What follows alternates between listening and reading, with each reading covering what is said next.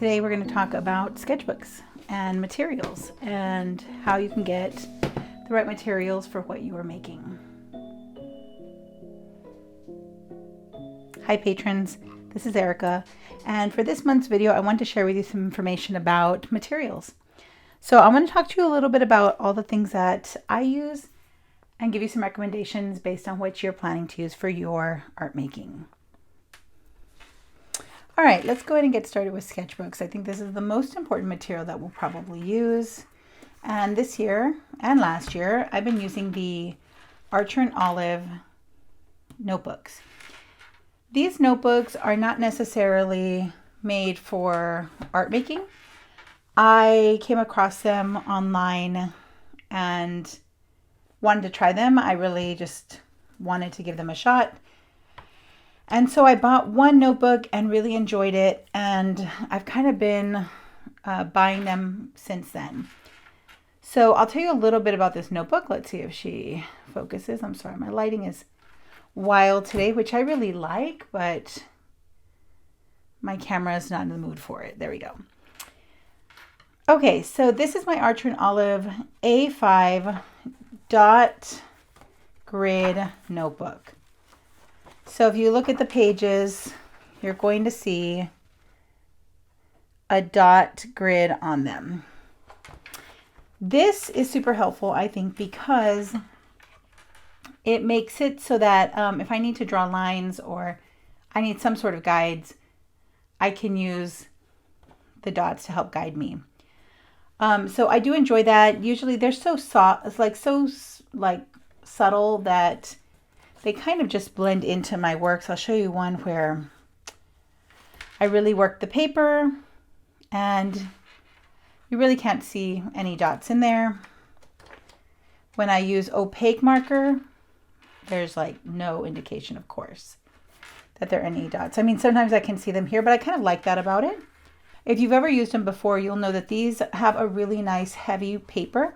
It's super smooth, so it's great for markers, and I think that's probably the main reason why I was using these and why I have continued to use them, because the paper is so smooth that when I'm using my water brushes on them, it doesn't like shred up my markers. The paper doesn't really get shredded. It doesn't bleed. Let me show you. The bleeding is very barely any. So okay, on this page, you can see I really colored like everything in there. And there is really no indication of that here. So I really like that about it. So the paper is really great for that, for just all-purpose paper. You can write on it, you can sketch on it, you can, I paint with it. I mean, I have another notebook where I use paint on it. Don't think I have, oh here, these were gouache paintings. So I know it can hold up to gouache as well. Oh, I think it was this one here. I guess not. That's not gouache. That is actually this enamel paint, which actually, it bled through a little bit on this one, but this was a heavy duty enamel that was like really fumey. I don't remember what it's made for, but I do know that I used it on the paper just for fun.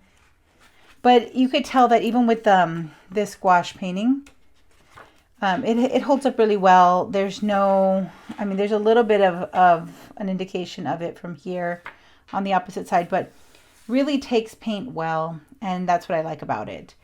They also make this in the craft paper, which I used a lot last year, and the craft paper I enjoyed with gouache and with opaque markers, because the color just looks really vibrant on top of the gouache, so on top of the craft paper. So this is the notebook I'm using right now. I just want to show you a couple of other ones in case you're trying to figure out what will work best for you. This is a Moleskine. I don't use Moleskines very much anymore. One of the things I don't like about Moleskine, although maybe I might visit it because I haven't really held one in my hands for a while. But this is, I think this is a drawing Moleskine. There's like some different ones. One of them is like the sketchbook, and the paper's very thin and I don't like it that much. And then there's a watercolor one, which I did like quite a bit. This one has pretty sturdy, thick paper. And I don't know. I mean, it has a little bit of bleed through. Ooh, this is an old sketchbook from 2013. And I don't like the color of the paper. I don't like that it's so yellow. It's got a really yellowy tint to it. So I don't use this one very much, but a lot of people love it. I mean, it's an icon for a reason. This is the one that a lot of people are using right now. It is the Strathmore Soft Cover Mixed Media Notebook. And I started using this one last year, or maybe last year, maybe the year before, and I didn't finish this booklet, but I mean, it takes watercolor beautifully. It takes color pencil really beautifully. There is a little bit of texture on the paper, so you get like the beautiful pencil textures. I might come back into this book this year. This is the Stillman and Byrne, which a lot of people talk about this one, and I think the one that people like for a lot of mixed media is called the Zeta series, and this is the Zeta series book. I don't have much in here. I don't think I have anything in here. Is this a clean blank sketchbook? Oh my God, cherish this. Super heavy paper. Like, wow. I love these books. They're beautiful. They're great for painting. The paper is very heavy. It is smooth on one side, and it's got a little bit of a tooth on the other side. Slight texture. So I imagine this would be really, really beautiful for my markers too. I don't know if I would want to like use it with marker. I think I'd rather do paintings on here because it's so heavy. It can obviously take quite a bit, but this is a really popular book too. And then this one I got at Target, but I really like it. It's one, I think they call this like the saddle stitch. I should ask my friend. But this kind of stitching was really nice because it helps the book to lay flat.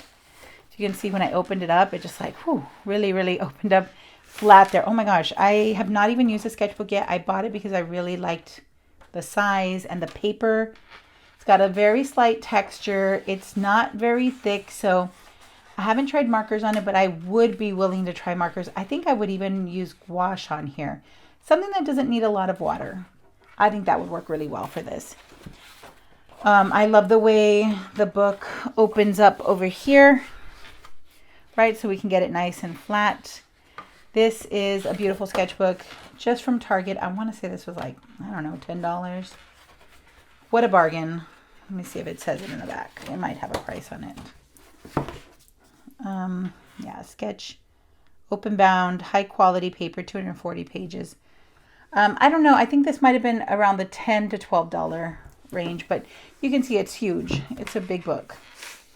So these are some sketchbooks that I wanted to share with you in case you're trying to figure out what you want to use for this coming year. Now, second, I wanted to talk a little bit about the markers that I use. I'm just going to grab a few to show you. These are Tombow dual tip markers. And one of the things I like about them is that they have two tips. They have a brush tip for really nice broad strokes. But if you use the tip very gently, you can get a nice thin line as well. And then on the opposite side, it's like a pen. So if you want it to write, I would probably use this part. Oh, this is not the brush tip. The brush tip is good for like broad strokes. And that's my like all day, every day. I use that one all the time. And then this is the pen tip, is great for like writing or detail work. Now, one of the things I love about these is that I can layer them. So usually I start with a light color. So I might start with something like that. Wow, I don't know where I picked up that. I think there was some pencil or something on it. Right here. And then if I add this right here, I can see the original color by itself over the white, but then I can also create like some unusual color variations when they overlap each other. Like here, this is my next marker. And this will look a little bit different than what lands on top of that color and what lands on top of that one. And then if you even just do layers on top of layers, even that creates like a different variation, like a subtle pattern from the 2 layers over the 1 layer. And I really love these. I started using them last year when I was really looking for something that was going to be portable and easy to use. And I have kind of stuck with them for over a year now. When I bought these this year or last year is because I wanted something portable that I could carry with me everywhere. These have really lasted. I want to say I bought these last year, maybe around like May. And I haven't had to replace any of them. There's one color that's empty or like close to empty and needs to be replaced, but all of them have lasted really, really long. As long as you keep them capped, they're great. The only thing I don't like about it is that usually this color of the cap is not really indicative of the true color. So one of our fellow patrons here had recommended that, or had mentioned that they use like sticker labels, and then they actually color the sticker labels and then tape them on the outside. That's a great idea, and that was thanks to Kristen. She shared that idea with us. So I also like to use color pencils when I'm drawing. I like them on top of these. So I use the Prismacolor Premier, and you can see that they're really creamy. They're very opaque. We get a really nice bright color when we're looking at layers on top with the layering. The color looks beautiful. You can do light colors on top of dark colors and they look really great. You can do dark colors on top of both and they look really good. And then I did buy some of these Caran d'Ache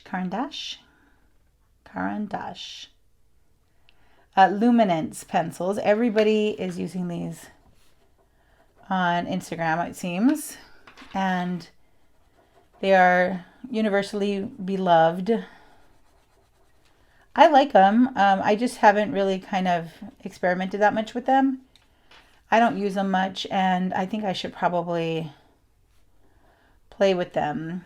But I only have a few colors of them, so I might play with them this year in my book as well. But yeah, these are the basic materials that I use. If you're looking for some, I do have them linked in my my Amazon storefront. A lot of times people ask me what I'm using, so I share them there. The only thing that's not linked there is this Archer and Olive notebook, and that one is available on their website.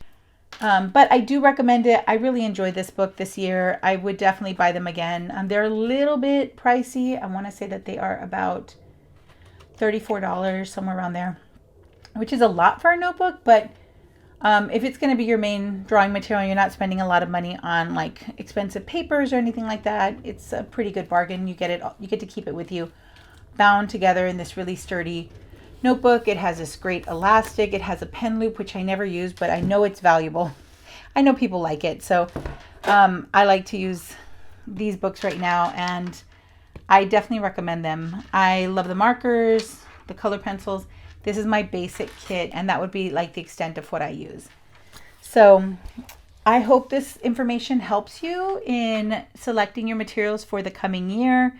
It is 2023, and we have a fresh start on drawing. Lots of luck to you this year.